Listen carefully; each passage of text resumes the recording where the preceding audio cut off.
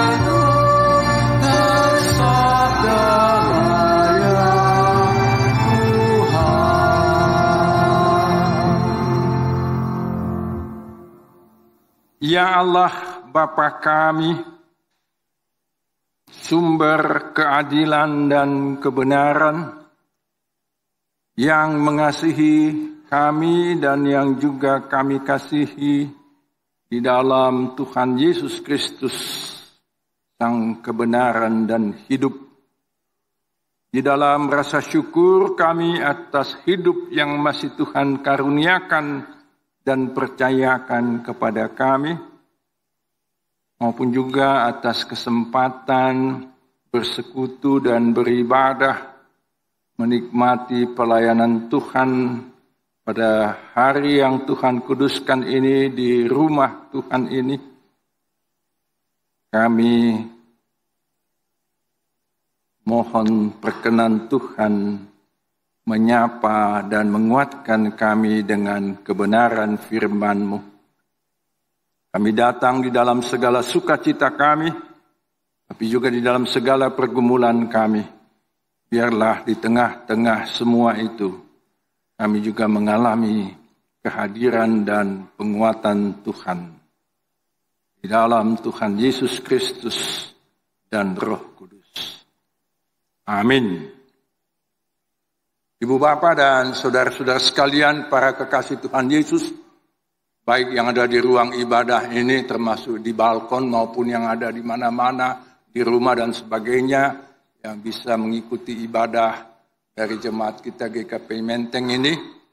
Pemberitaan firman Tuhan bagi kita pada Minggu Yudika, dan sesuai dengan nama minggu itu, didasarkan pada pembacaan Alkitab dari kitab Nabi Yehezkiel pasal 45, ayat 9 sampai ayat yang ke-17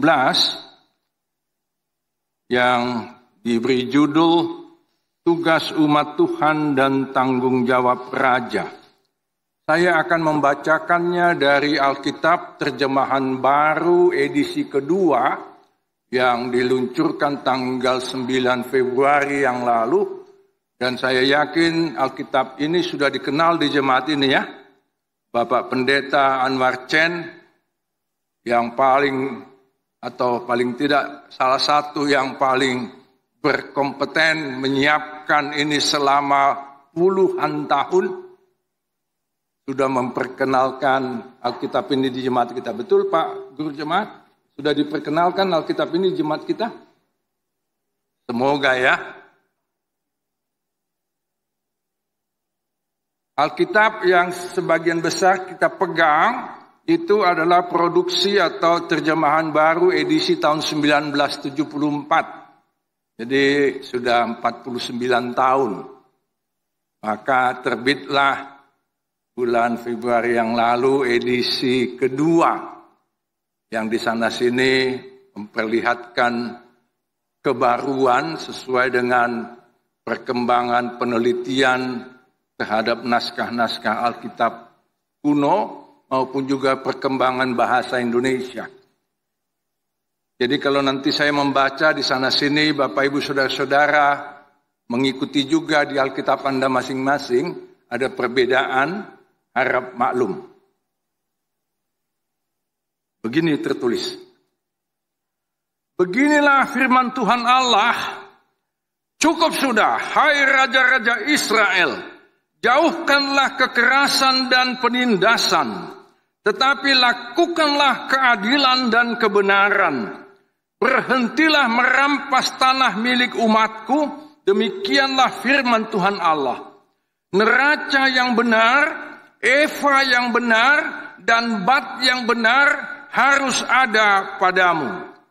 Eva dan bat harus sama ukurannya, sehingga satu bat isinya 1/10 homer, dan satu eva juga 1/10 homer. Jadi ukuran itu harus ditentukan menurut homer. 1 shikal harus sama dengan 20 gera. 20 shikal tambah 25 shikal tambah 15 shikal adalah 1 mina. Inilah persembahan khusus yang harus kamu persembahkan. 1/6 eva dari sehomer gandum dan 1/6 eva dari sehomer jelai. Untuk minyak ketetapannya ialah 1/10 bat dari 1 kor. 1 kor sama dengan 10 bat. Juga seekor anak domba dari setiap kawanan 200 ekor dari padang yang diairi dengan baik di Israel. Semuanya itu untuk kurban sajian, kurban bakaran, dan kurban keselamatan untuk mengadakan pendamaian bagi mereka. Demikianlah firman Tuhan Allah. Seluruh penduduk negeri harus memberikan persembahan khusus kepada raja di Israel. Rajalah yang bertanggung jawab atas kurban bakaran, kurban sajian, kurban curahan pada hari raya, bulan baru, dan hari Sabat di setiap perayaan kaum Israel. Dialah yang akan menyediakan kurban penghapus dosa, kurban sajian, kurban bakaran, dan kurban keselamatan untuk mengadakan pendamaian bagi kaum Israel. Demikian pembacaan Alkitab. Ibu bapak dan saudara-saudara sekalian, ketika Anda mendengar istilah atau ukuran atau timbangan yang tadi kita baca ini, ada eva, bat, homer, sikal, gera, mina, kor. Apakah Bapak, Ibu, dan saudara-saudara mengerti, mengenalnya, apalagi memakainya? Saya yakin, kalaupun tidak semua, sebagian besar dari kita tidak. Tapi kalau kita bicara misalnya, 1 kilogram beras di Indonesia sekarang kira-kira Rp12.000. Nah, kita pasti mengerti. Di kampung kami dulu ukuran untuk beras takar, sulut, belek. Kawan-kawan pemuda masih tahu itu. Jadi yang dahanon sa takar, yang adong bena mangatusi. 1 liter Pertalite 10.000, semua kita mengerti ya. Minyak kita 1 liter 14.300, begitu. 1 kilogram emas murni 24 karat plus sama dengan 1.063 juta rupiah. Betul ibu-ibu? Sebab ibu yang paling paham itu. Atau mungkin sudah naik lagi harganya di bulan puasa ini, entahlah. Saya sendiri terus terang ketika membaca teks ini dengan segala macam istilah menyangkut neraca, ukuran, timbangan, dan sebagainya, tidak selalu bisa mengertinya dengan cepat dan baik. Apalagi ketika dilengkapi lagi dengan macam-macam jenis kurban persembahan. Ini tentu terjadi atau dikenal atau dipakai atau diberlakukan di tengah-tengah bangsa Israel pada masa lalu. Lebih dari 2.500 tahun yang lalu, bahkan lebih tepat ditujukan kepada sebagian besar umat Israel yang sedang mengalami masa pembuangan di Babilonia. Sekarang itu Irak. Kita sedikit banyak tahu ya cerita kenapa bangsa Israel terbuang ke sana. Dan mereka ke sana itu tentu bukan naik Emirat Air atau naik bus, jalan kaki. Tidak semua, hanya yang muda-muda dan yang kuat-kuat, opung-opung seperti saya ini ditinggalkan itu. Tapi justru kepada mereka itu yang di pembuangan itu Tuhan melalui Nabi Yehezkiel mengingatkan, kamu ada di negeri orang ini karena dosamu, karena kesalahanmu, karena kecuranganmu, terutama para raja, tapi ya menular juga itu kepada masyarakat. Nah, supaya kamu nanti bisa kembali ke negerimu menjadi bangsa yang merdeka dan berdaulat, tegakkanlah kebenaran dan keadilan, jangan melakukan penindasan dan kekerasan, gunakanlah ukuran-ukuran dan timbangan-timbangan yang benar. Pendek kata, berlakukanlah kejujuran. Itulah hal yang pertama yang hendak disampaikan termasuk kepada kita melalui firman Tuhan hari ini. Jadi Bapak, Ibu, dan saudara-saudara tidak usah pusing dengan segala macam ukuran-ukuran yang tadi tidak kita kenal. Itu untuk mereka lah itu pada masa lalu. Tapi intinya tadi kita sudah lihat. Dan hal yang kedua yang hendak diperlihatkan di sini adalah bahwa Tuhan itu tidak hanya berurusan dengan hal-hal yang rohani, beribadah, membaca kitab suci, bernyanyi, berdoa, memberi persembahan. tapi juga berurusan dengan bisnis, berurusan dengan pekerjaan sehari-hari, termasuklah perdagangan, jual beli dan seterusnya. Seringkali kita menganggap urusan dengan Tuhan itu hanya urusan martangiang atau urusan partondion. Padahal Tuhan juga berurusan dengan hal-hal yang menyangkut kehidupan sehari-hari, termasuklah penegakan keadilan dan kebenaran serta kejujuran di dalam segala bidang kehidupan itu.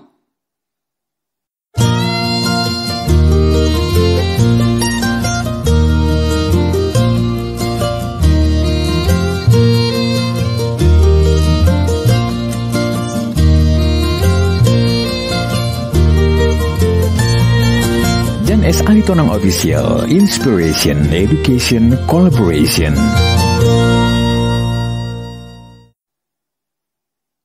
Ada di antara Bapak Ibu, saudara-saudara yang sudah pernah ke Cina atau Tiongkok. Sampai hari ini penguasa di negeri itu masihlah Partai Komunis. Presidennya yang top sekarang Xi Jinping juga adalah tokoh Partai Komunis. Beberapa hari yang lalu, diangkat orang kedua di Cina, namanya Li Qiang. Kita baca ini di harian Kompas hari Kamis yang lalu ya. Perdana Menteri Li Qiang, dia juga tokoh Partai Komunis. Tetapi kita tahu bahwa Cina adalah salah satu negara yang paling kaya sekarang. Banyak orang-orang kaya di sana. Di antara 3.100 sekian orang super kaya di dunia ini, hampir 1.000 orang itu ada di Cina. Dan di antara negeri Cina yang penduduknya sekitar 1,5 miliar itu, ada 2 provinsi yang paling kaya, yaitu Provinsi Shanghai dan Provinsi Zhejiang. Susah membacanya ini. Nah, Bapak Ibu nggak usah hafal nama-nama provinsi ini, tapi saya anjurkan kapan-kapan pergilah ke Provinsi Zhejiang ini, yang ibu kotanya adalah Wenzhou. Jadi nggak usah hanya berminat ke Israel, Holy Land segala macam. Sebab sekarang di Wenzhou ada Holy Land baru. China New Jerusalem. Wah, bukan main. Padahal ini di negara komunis ya. Sebagian besar penduduk kota yang sangat modern dan kaya itu adalah orang Kristen. Kalau Bapak Ibu ke sana, akan menemukan banyak gedung gereja dan beberapa di antaranya berkapasitas puluhan ribu orang. Di sana terbentuklah sebuah gereja yang namanya Wenzhou Church, kalau dalam bahasa Inggris, Gereja Wenzhou. Dan anggota-anggotanya, yang tentu anggota gereja tentu orang Kristen ya, walaupun dikuasai komunis. Umumnya orang-orang kaya, pengusaha, ataupun ahli IT. Lalu ini juga mendorong banyak orang Cina atau Tionghoa menjadi Kristen. Bapak Ibu tahu di antara penduduk Indonesia sekarang 280 juta menurut statistik BPS, yang Kristen 10%, 28 juta. Katakanlah dibesar-besarkan jadi 30 atau lebih sedikit. Di Cina sekarang orang Kristen lebih dari 100 juta. Jadi sudah 4 kali lipat dibandingkan dengan di Indonesia. Perkembangan kekristenan di sana luar biasa hebat. Dan mereka juga pintar, walaupun penguasanya komunis, mereka bisa mendapat IMB untuk mendirikan gedung-gedung gereja yang hebat. Saya kurang tahu apakah ini lewat jalan yang lurus atau ada muslihatnya juga. Tapi mereka katakan, kami ini kaya bukan karena kami berbisnis curang. Justru kami sangat menjunjung tinggi kejujuran. Tentu juga kecerdasan dalam usaha kami, industri kami, perdagangan kami, dan seterusnya. Nanti Bapak Ibu atau sambil mendengar khotbah ini, coba cek di Google Map kalian, akan ketemu kota Wenzhou ya. Lalu cek Wenzhou Church, akan ketemu juga. Cek China's New Jerusalem, ketemu juga. Karena memang mereka mengekspos ini dengan sangat intensif. Bagi mereka, Yerusalem baru yang dinubuatkan dalam kitab Wahyu 21 itu sudah menjadi kenyataan di Wenzhou.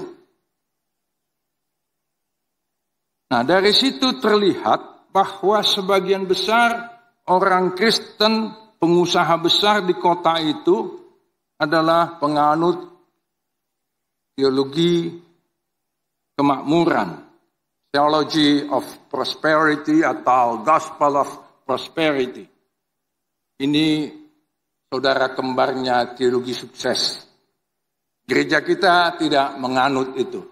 Sebab gereja kita bersama dengan banyak gereja di dunia ini melihat ini kekristenan dengan teologi kemakmuran dan teologi suksesnya ini terlalu mendewakan kekayaan, materi. Tetapi sekali lagi mereka katakan, Tuhan memberkati hidup kami karena kami bekerja dengan keras, dengan cerdas, dan juga dengan jujur. Pendek kata, clean and honest. Nah, bagaimana dengan kita di Indonesia?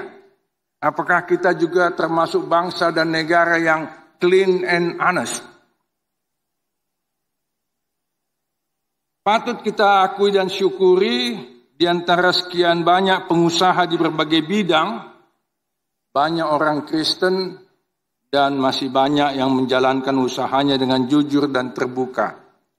Dulu di GKPI saya ingat ada lumayan banyak pengusaha ya, samping pejabat tinggi, termasuk di jemaat ini. Masih ada ya? Banyak pengusaha di jemaat ini. Mudah-mudahan yang jujur juga ya.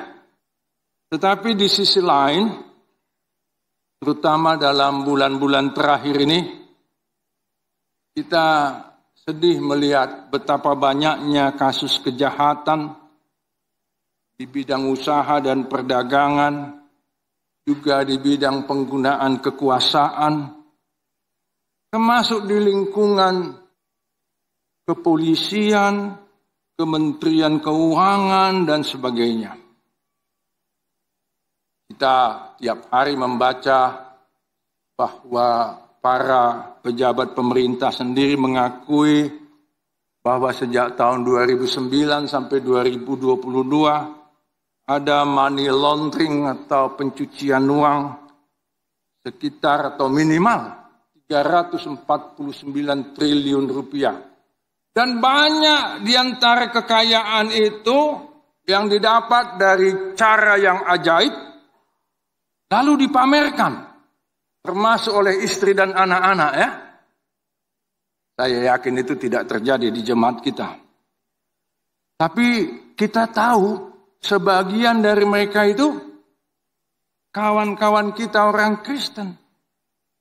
Lalu bagaimana kita melihat semua ini?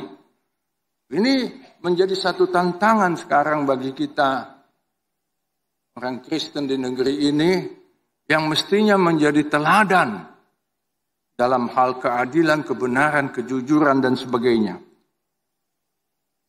Di harian Kompas Digital 27 Februari yang lalu, saya menulis sebuah atau mengirimkan dan dimuat tulisan saya yang sangat sederhana dengan judul Kejujuran Masihkah Relevan dan Bermakna. Di situ saya catat antara lain, masih ada orang jujur di negeri ini dan kejujuran juga masih dihargai. Dan kita juga tahu banyak sekali, tidak hanya di kepolisian, di segala bidang, termasuk juga di lingkungan gereja, banyak kebohongan, banyak korupsi. Pendek cerita, di banyak tempat, semoga tidak di jemaat kita ini, kejujuran kurang dihargai. Di akhir tulisan pendek itu saya ingatkan agar kita menggunakan conscience, hati nurani. Tapi bukan sembarangan hati nurani, ada macam-macam hati nurani. Ada hati nurani yang kuat dan sehat, ada hati nurani yang lemah, ada juga hati nurani yang gosong, yang hangus. Kiranya kita semua memiliki hati nurani yang sehat. Tidak hanya kita di jemaat ini, tapi juga seluruh bangsa kita. Karena melalui hati nurani itulah Tuhan bersuara kepada kita, menyampaikan apa yang harus kita kerjakan di tengah kehidupan kita, sehingga kejujuran masih relevan dan bermakna. Ibu bapak dan saudara sekalian, kita hidup di dunia yang penuh dengan kecurangan dan kekerasan, penindasan dan kepalsuan.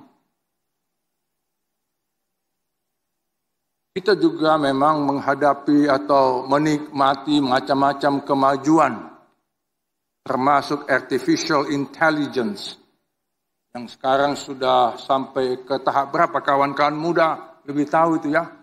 GPT, ChatGPT versi 4.0, mungkin sekarang sudah entah versi apa itu.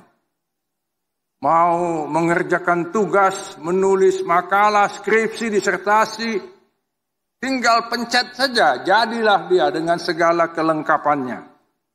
Mau menulis surat rayuan kepada pacar, pencet saja. Banyak sekali yang bisa diproduksi oleh program-program artificial intelligence ini yang memang hebat dan kita mungkin suka, tapi juga di dalamnya banyak kepalsuan dan penipuan. Kiranya kita semua berlandaskan firman Tuhan hari ini, menjadi bagian dari komunitas yang masih menjunjung tinggi kejujuran, kebenaran dan keadilan di tengah-tengah kehidupan kita.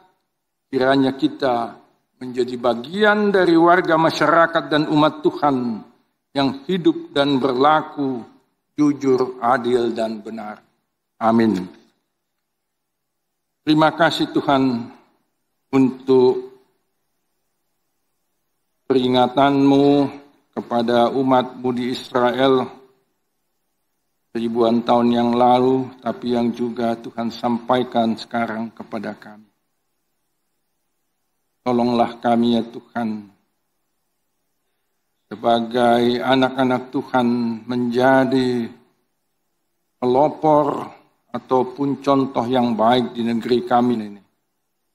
Sehingga kehadiran gereja-Mu, kehadiran umat-Mu, kehadiran kami bermakna dan masih relevan di negeri ini bahkan di dunia ini. Berkatilah firman-Mu dan berkatilah kami memperlakukannya dalam kehidupan kami. Amin. Kami memberikan kesempatan kepada Paduan Suara Sola Gracia untuk menyampaikan kesaksian pujian.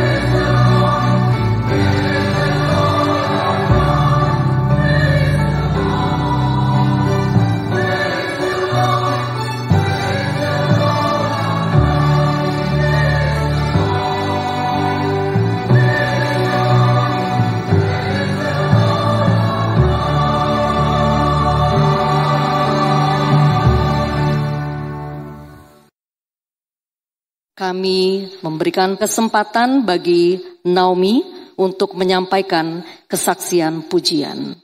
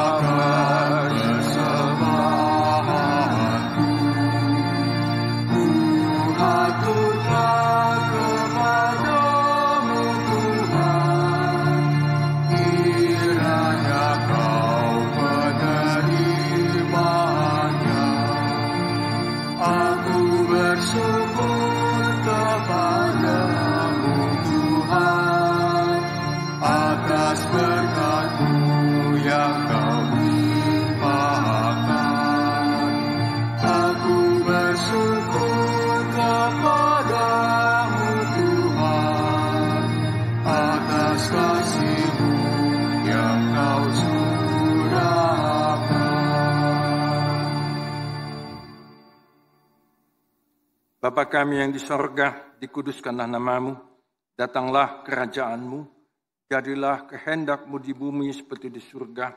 Berilah kami pada hari ini makanan kami yang secukupnya, dan ampunilah kami akan kesalahan kami, seperti kami juga mengampuni orang yang bersalah pada kami. Dan janganlah membawa kami ke dalam pencobaan, melainkan lepaskanlah kami dari yang jahat. Karena Kau yang punya kerajaan, yang kekuasaan, dan kemuliaan,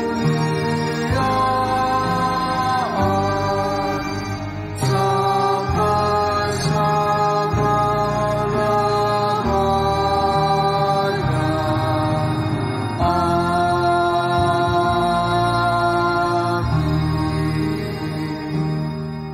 Jemaat kekasih Tuhan, pulanglah dalam damai sejahtera dan terimalah berkat Tuhan.